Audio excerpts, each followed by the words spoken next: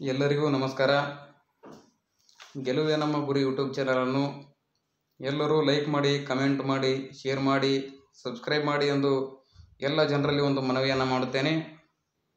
ಇಲ್ಲಿ ವಿಶೇಷವಾಗಿ ಹೇಳುವುದಾದರೆ, ಯಾವುದೇ ಹೆಣ್ಣು ಮಗು ತನ್ನ ಜೀವನದ ಒಂದು ಸುರಕ್ಷತೆ ಹಾಗೂ ಭವಿಷ್ಯವನ್ನು ರೂಪಿಸಿಕೊಳ್ಳುವಂತಹ ಸಂದರ್ಭದಲ್ಲಿ ಇಂತಹ ಹಲವಾರು ಉದ್ದೇಶಗಳಿಗಾಗಿ ನಿಮ್ಮ ಮನೆಯಲ್ಲಿ 1 ವರ್ಷದಿಂದ 10 ವರ್ಷದ ಒಳಗಿನ ಹೆಣ್ಣು ಮಗು ಇದ್ದರೆ ಅವಳ ಹೆಸರಿನಲ್ಲಿ ಪೋಸ್ಟ್ ಆಫೀಸಿನಲ್ಲಿ ಒಂದು ಸುಕನ್ಯಾ ಸಮೃದ್ಧಿ ಅಕೌಂಟನ್ನು ಮಾಡಿಸಬೇಕು. ಅವರ ಆರ್ಥಿಕ ಭದ್ರತೆ ಹಾಗೂ ಶೈಕ್ಷಣಿಕವಾಗಿ ಉನ್ನತ ಮಟ್ಟಕ್ಕಾಗಿ ಕೇಂದ್ರ ಸರ್ಕಾರದಿಂದ ಸಹಾಯಧನವನ್ನು ನೀಡಲಾಗುತ್ತಿದೆ. ಮುಂದೆ ಮದುವೆ ಹಾಗೂ ಶಿಕ್ಷಣಕ್ಕಾಗಿ ತಮ್ಮದೇ ಆದ ಒಂದು ಜೀವನವನ್ನು ರೂಪಿಸಿಕೊಳ್ಳಲು ಕೇಂದ್ರ ಸರ್ಕಾರದಿಂದ ಸಹಾಯಧನವನ್ನು ನೀಡಲಾಗುತ್ತದೆ. ಆ ಮಗುವಿನ ವಯಸ್ಸು 21 ತುಂಬಿದಾಗ 6 ಲಕ್ಷ, 15 ಲಕ್ಷ ಹಾಗೂ 20 ಲಕ್ಷ ಈ ರೀತಿಯಾಗಿ ಕೇಂದ್ರ ಸರ್ಕಾರದಿಂದ ಕೊಡ್ತಾರೆ.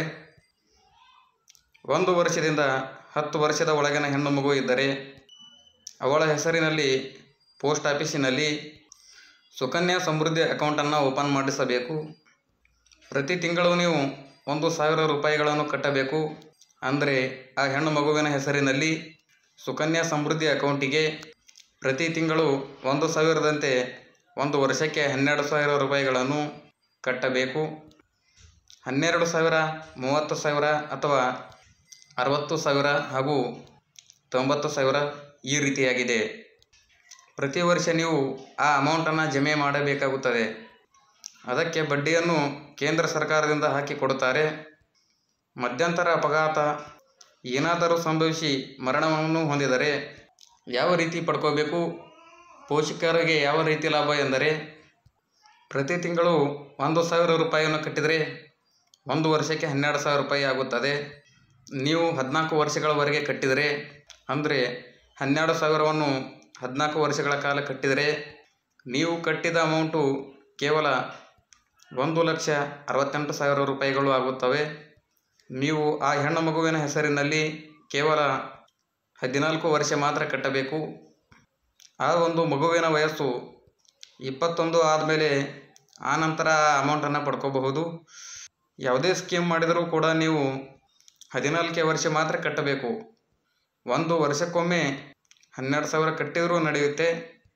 ನೀವು ಕಟ್ಟಿದ್ದು ವರ್ಷಕ್ಕೆ 12,000 ಆದರೆ 1,68,000ಕ್ಕೆ ಅಂದರೆ 14 ವರ್ಷಗಳಿಗೆ 1,68,000 ರೂಪಾಯಿಗೆ ಆ ಮಗುವಿಗೆ 21 ವರ್ಷ ದಾಟಿದ ಮೇಲೆ ಆ ನಂತರ ನೀವು 14 ವರ್ಷಗಳ ಕಾಲ ಕಟ್ಟಿರುವಂತಹ ಅಮೌಂಟು ಎಷ್ಟಿರುತ್ತೆ ಎಂದರೆ, ಆ ಮಗುವಿಗೆ 21 ದಾಟಿದ ಮೇಲೆ ಸುಕನ್ಯಾ ಸಮೃದ್ಧಿ ಅಕೌಂಟಿನಲ್ಲಿ ನಿಮಗೆ ಕೇಂದ್ರ ಸರ್ಕಾರದಿಂದ 6,07,128 ಹಾಗೂ ಎರಡನೇ ಸ್ಕೀಮ್ ಏನಿದೆ ಎಂದರೆ, ಪ್ರತಿ ತಿಂಗಳು ನೀವು 2,500 ರೂಪಾಯಿಗಳನ್ನು ಕಟ್ಟಬಹುದು.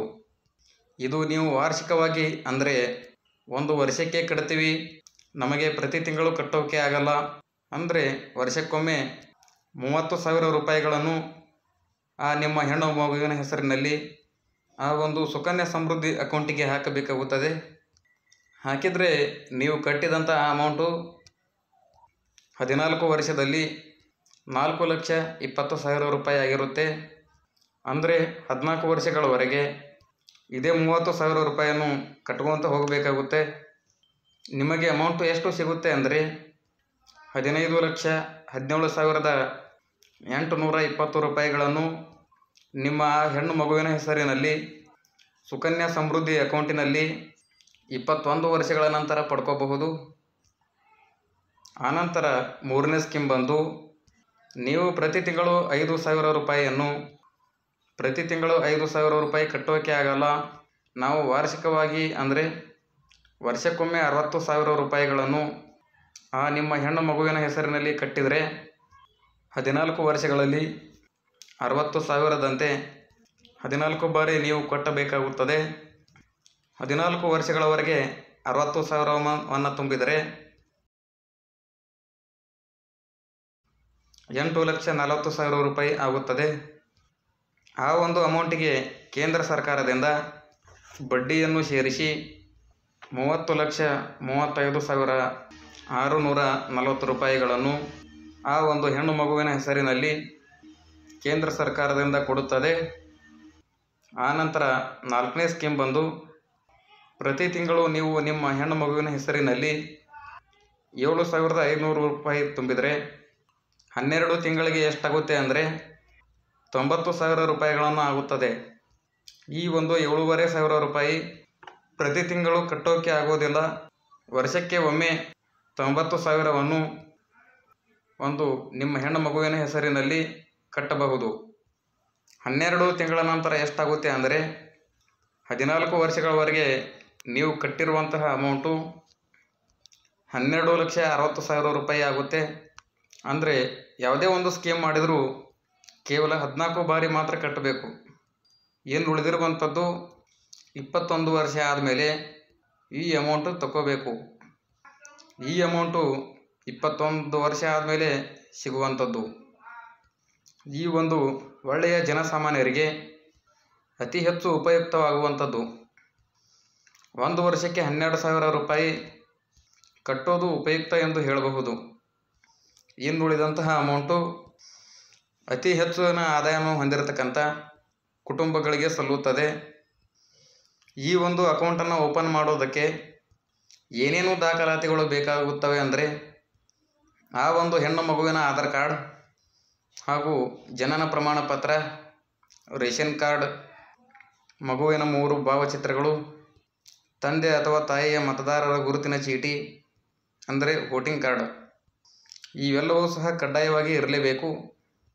ಇದ್ದರೆ ಮಾತ್ರ ಈ ಒಂದು ಸುಕನ್ಯಾ ಸಮೃದ್ಧಿ ಅಕೌಂಟನ್ನು ನಿಮ್ಮ ಹತ್ತಿರದ ಅಂಚೆ ಕಚೇರಿಗಳಲ್ಲಿ ಓಪನ್ ಮಾಡಿಸಬಹುದು ಅಥವಾ ಹತ್ತಿರದಲ್ಲಿ ಇರುವಂತಹ ಬ್ಯಾಂಕುಗಳಲ್ಲಿ ಅಕೌಂಟ್ ಓಪನ್ ಮಾಡಿಸಬಹುದು. ಇದು ನಮ್ಮ ಕೇಂದ್ರ ಸರ್ಕಾರದಿಂದ ಈ ಒಂದು ಸುಕನ್ಯಾ ಸಮೃದ್ಧಿ ಅಕೌಂಟಿನ ಮೂಲಕ ಸ್ತ್ರೀಯರಿಗೆ ಆರ್ಥಿಕ ಭದ್ರತೆ ಹಾಗೂ ಶೈಕ್ಷಣಿಕ ಸೌಲಭ್ಯಗಳನ್ನು ಒದಗಿಸುವುದ ಉದ್ದೇಶದಿಂದ ಈ ಒಂದು ನಮ್ಮ ಉದ್ದೇಶದಿಂದ ಕೇಂದ್ರ ಸರ್ಕಾರದಿಂದ ಸುಕನ್ಯಾ ಸಮೃದ್ಧಿ ಯೋಜನೆಯನ್ನು ಜಾರಿಗೆ ಮಾಡಿದ್ದಾರೆ. ಇದಿಷ್ಟು ಈ ಹೊತ್ತಿನ ಮಾಹಿತಿ. ಎಲ್ಲರಿಗೂ ಧನ್ಯವಾದವನ್ನು ತಿಳಿಸುತ್ತಾ ಜೈ ಹಿಂದ್, ಜೈ ಕರ್ನಾಟಕ, ವಂದೇ ಮಾತರಂ, ಶುಭ ದಿನ.